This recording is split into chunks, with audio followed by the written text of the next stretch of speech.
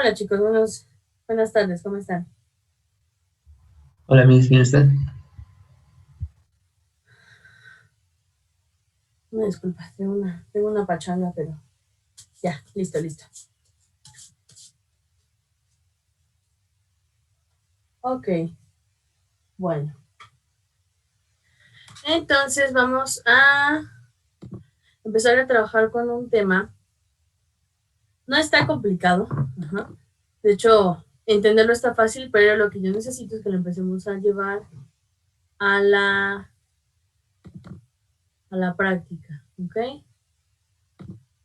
Un segundito.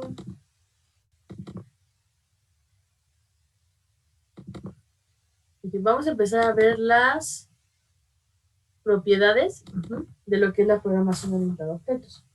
Antes de empezar nosotros a trabajar, obviamente, con objetos, tenemos que trabajar precisamente con esas propiedades. ¿Ok? Les comparto.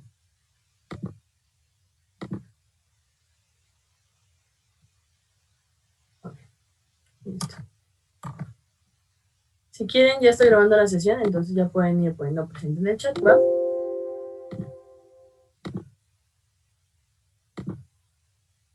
Sí.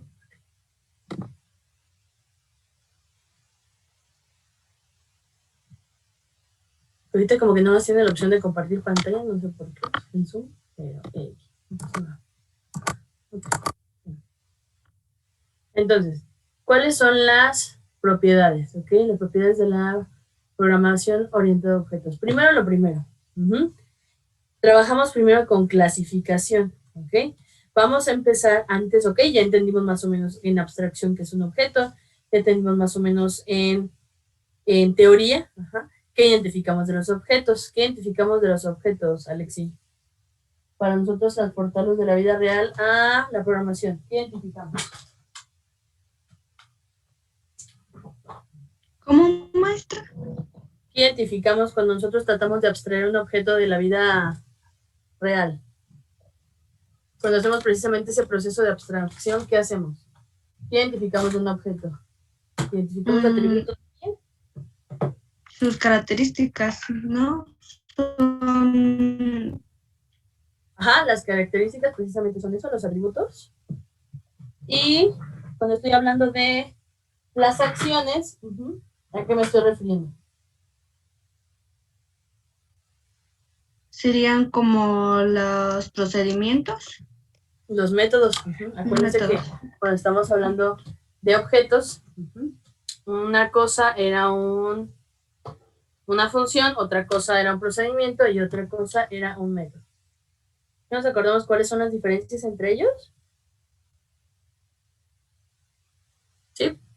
Sí. Ok. Emanuel, ¿cuáles son las diferencias entre un procedimiento y un método? No recuerdo cuál es el que no da resultado. Bueno, o sea, no lo. No tiene un return. Ajá. Ajá. Pero no me ¿Cuál sí acuerdo tiene cuál. return? ¿No? ¿Ni idea? Eh, la función es la que sí da return, ¿no? La función en la que sí da return, sí, no, tal vez los demás, ¿qué opinan? Sí, no, puede ser. Sí. Sí, la función retorna. ¿Ok? Va, bueno. Entonces, un procedimiento nunca me va a retornar nada. La mayoría de las veces lo vamos a trabajar solamente con void. Un método es un tipo especial que tiene que estar forzosamente asociado a un objeto. Entonces decimos el método caminar, el método sumar, el método correr, el método... ¿Por qué? Porque tiene que estar forzosamente asociado a un objeto. Entonces, la diferencia, porque un método puede regresar, tener un return o no tener un return, no hay ningún problema. De esas dos partes no hay ningún problema. Pero para que un método sea un método, tiene que estar forzosamente asociado ¿con qué? Con un, con un objeto. ¿Ok? Esa es la diferencia entre ellos. Ahora, cuando empezamos a hablar de clasificación, Como tal el concepto lo dice, es el acto de categorizar objetos y las categorías son llamadas clases, precisamente por eso. Independientemente de lo que lo hayamos visto programando, lo que no hayamos visto programando, etcétera, vamos a empezar a enfocarnos en esta parte. Por ejemplo, clasificación del acto de categorizar objetos en categorías formadas son precisamente clases. Es decir, por ejemplo, los perros. Denme un segundo.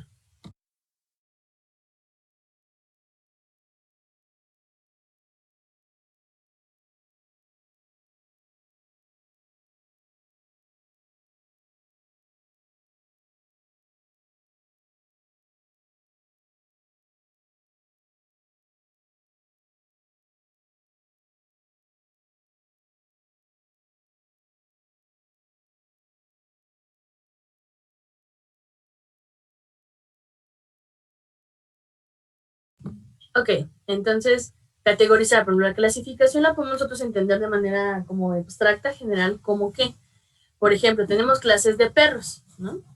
Al final de cuentas tenemos la clase tal cual, una clase de perros, pero de esas clases, obviamente, en lugar de clase nosotros le llamamos raza. Hay muchas razas de perros al final del día, pero al final del día todos son perros. Es precisamente a lo que se refiere este concepto de clasificación, ¿ok? Yo voy a clasificar a los diferentes tipos de objetos, pero de manera con características generales, ¿ok? Pero la clasificación, ¿qué es lo que voy a hacer con la clasificación? La clasificación me va a hacer diferenciar de manera general a diferentes objetos. Por ejemplo, vamos a tener la clase perro, la clase gato, la clase, por ejemplo, coche, la clase camioneta. Entonces, en la camioneta podemos poner otras dos clases diferentes, como la camioneta Mamamán y la camioneta Pick-up. Pues si nos damos cuenta, estamos empezando nosotros a identificar de manera general a los objetos. Precisamente eso se refiere a esta parte de la clasificación. Ahora, vamos a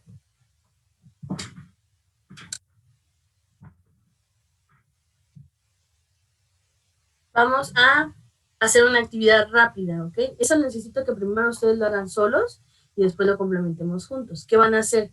Van a clasificar a los objetos en sus tipos de objetos. Y para cada clase van a asignar un atributo. Que, por ejemplo, tenemos un pez, un conejo, una persona mujer, una persona hombre, un delfín. A ustedes van a tratar de generar una clasificación. Es decir, por ejemplo, podemos poner animales marinos. Sale, pues en animales marinos que voy a meter al pez, al tiburón, a la ballena, por ejemplo. ¿Y qué voy a tratar de hacer ahora? ¿Qué características comparten esos objetos? El pez, el tiburón y la ballena. ¿Respiran con branquias? No, porque la ballena tiene pulmones. Entonces, dependiendo de las características que yo quiera empezar a asignar para la clasificación, puedo colocar al objeto. Ok, animales marinos, ok, ¿qué otra cosa? Bueno, tal vez como atributos, no quiero métodos, o sea, no, nada, por ejemplo. Pues sí, todos nada, todos ellos nada, ¿no? Pero al final de cuentas ese es el movimiento que ellos hacen. Para nosotros es nadar, pero para ellos es como caminar, ¿no? Entonces necesito que identifiquen primero cómo van a hacer la clasificación, ¿ok? Ahí están todos los objetos. ¿Cómo van a hacer la clasificación de esos objetos? ¿Va? Entonces, identifico cada uno de los objetos y van a hacer algo así. Voy a compartir la pizarra. Sale. Van a poner así. Entonces, digamos que una de sus clasificaciones va a ser, no sé, los animales marinos, ¿no? Animales marinos, sale pues. Animales marinos, entonces aquí le van a poner. ¿Cuáles son los objetos que corresponden a la clase de animales marinos? Pues no sé, el tiburón, el pez, y ya. Ok, perfecto. No hay ningún problema. Ahora, ¿cuáles son las características? Los atributos que tanto el tiburón, tanto el pez comparten. Ok, bueno, los atributos, la clase va a ser, no sé, cualquier nada. No, nada no. Tiene que ser un atributo, tiene que ser una característica que compartan. ¿Aletas? Por ejemplo, que tiene aletas. Y así sucesivamente lo que ustedes gusten. tienen que tener al menos 2 atributos en común. Por eso es una clasificación. Si yo no puedo ni siquiera ponerle un atributo en conjunto a varios objetos que yo quiero clasificar, pues entonces no estoy haciendo una clasificación.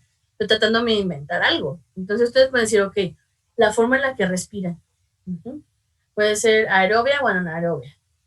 Puede ser que la clasificación que yo quiera hacer sea, por ejemplo, con animales terrestres y animales acuáticos. O lo que yo quiera hacer, dependiendo. A ustedes no importa. Por eso es cada quien a criterio. ¿Sale? Entonces, más o menos algo así tiene que quedar, como este dibujo. Cambio otra vez a lo que estamos trabajando. Y es precisamente eso. Tratemos de hacer la clasificación a ver si es cierto. Es cierto que tenemos la capacidad nosotros de clasificar, ¿va?